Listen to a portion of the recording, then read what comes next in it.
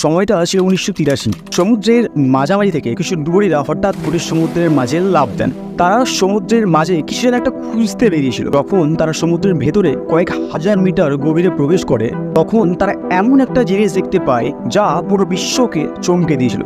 একটা বিশাল নগরী, দেখে মনে হবে আজকের মতো একটা আরবান সিটি সমুদ্রের গভীরে বসে রয়েছে। উঁচু উঁচু দেওয়াল, বড় বড় রাস্তা, মূর্তি, রাজপ্রাসাদ, এমন অনেক কিছুই।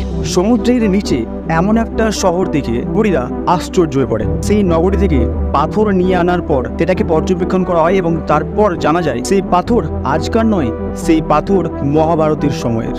এটা সেই নগরী যার কথা আজ থেকে হাজার হাজার বছর আগে রচিত মহাভারতে লেখা ছিল। তো আজকের এই ভিডিওতে আমরা জানবো ভগবান শ্রীকৃষ্ণের সেই রহস্যময় নগরীর কথা।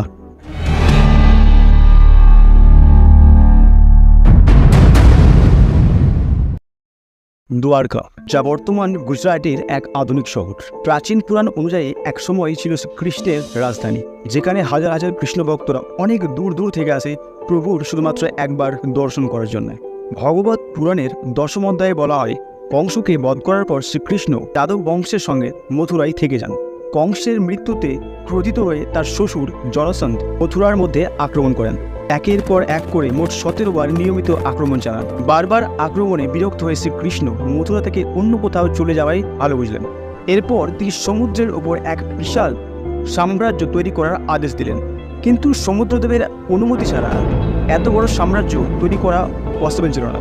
তখন শ্রীকৃষ্ণ সমুদ্রদেবের আরাধনায় বসলেন।